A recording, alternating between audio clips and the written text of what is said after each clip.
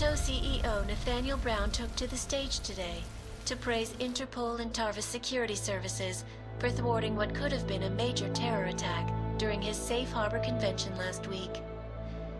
Interpol has confirmed that a group of radical terrorists linked to the Augmented Rights Coalition wired the residential towers surrounding Apex Center with enough explosives to destroy 2 city blocks.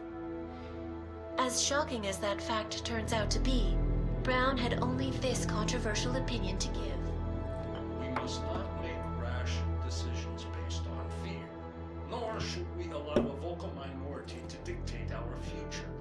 The Human Restoration Act is a perversion of all the United Nations stands for. In time, I believe saner minds on the Security Council will prevail. Strong words from a man with an even stronger bank account. Let us see if his prediction proves true. This is Eliza. Hey, are you even listening to this? Live We won! from Pike. Did we? We completely disrupted their plan. Marchenko, the Orchid, the bombs. We've been under too long, man. Time to come up for air. Take a breath. Janus messaged me last night, said Brown's been lobbying like a champ. He and the people you saved know the act isn't a solution. Picus will talk around it as long as they can, but that thing is finished. Janus always seems to have the inside track. Except when it really matters. What are you thinking? How many more plans do they have in motion? How many more soldiers like Marchenko are waiting for the call? Don't call him a soldier. He was a thug, man. Soldiers have a code of honor. Honestly, I'm surprised you let him live.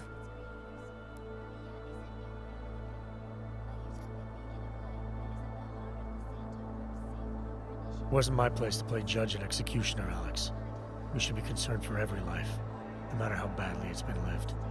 Once a cop, always a cop, huh? Regardless, we want the men behind him. Behind the Human Restoration Act. The ones still out there in the shadows. It's time for me to start pulling them into the light. Well, now we got names. Manderley and Page. The collective won't stop until we bring these guys down. Yeah?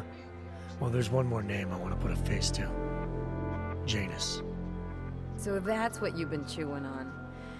Look, I'll try, Adam, but I already told you he doesn't like meetings that aren't on his terms. Then give him a choice. Either he sets up a meeting, face to face, or I find him myself.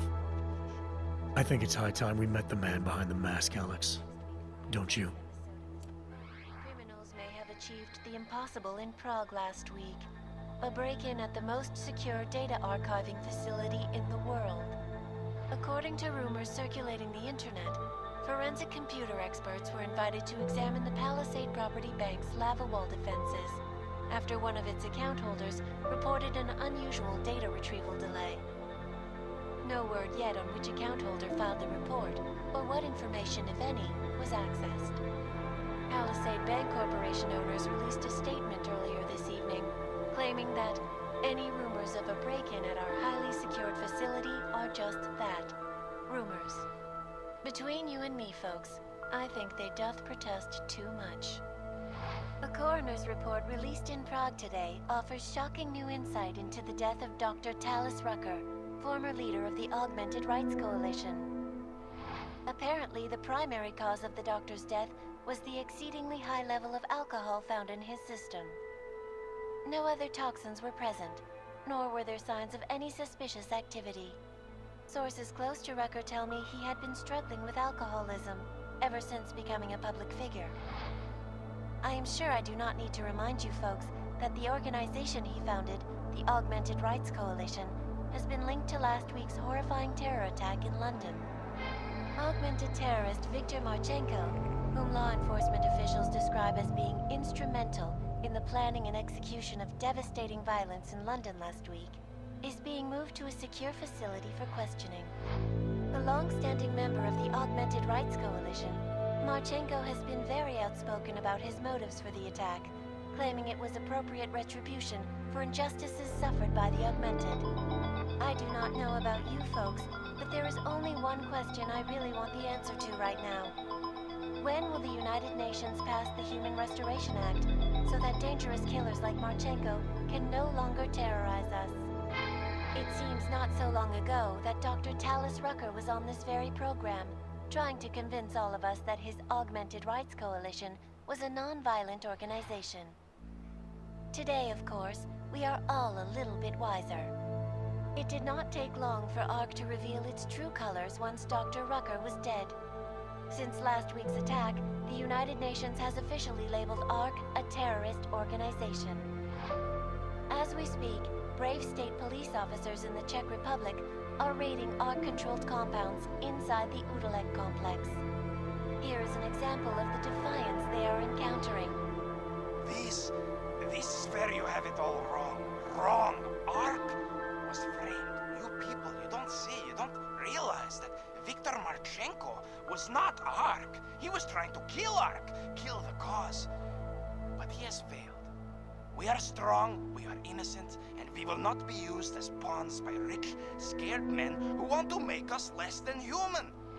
I am sorry, young man, but methinks thou doth protest too much. The Diwali criminal organization is under intense scrutiny this evening for their role in the London attack.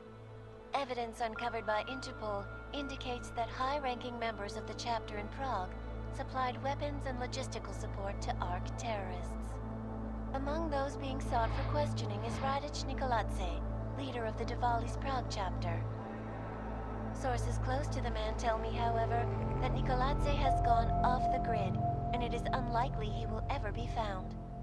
An indication of guilt, perhaps? Join the online discussion and let us know what you think. News out of Paris today, where a sharp rise in illegal underground publications may have links to a prison escape recently orchestrated in Prague. Last week, Czech state police were holding members of the underground news group Samizdat on charges of disturbing the peace, human trafficking, and media terrorism. The radicals escaped their holding cell, however, and are believed to have subsequently made their way deeper into Western Europe. Shortly after their escape, a radical publication called Silhouette began appearing throughout France. Has Samizdat rebranded itself as Silhouette? I am sure you will agree with me on this one, folks, no matter what name these people go by. There is nothing more dangerous than the spread of false news. Turning our attention now to a more colorful story. A recent incident inside an illegal underground drug laboratory has led authorities to the heart of Prague's Neon operation. According to sources familiar with the new drug, the dangers of Neon had more to do with illegal distribution methods and criminal ties than with consuming the drug itself. Make no mistake, folks, Neon is illegal, and the dismantling of this laboratory is good news for everyone.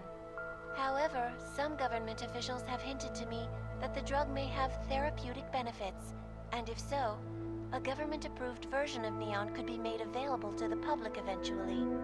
Further testing will be required, of course, so only time will tell.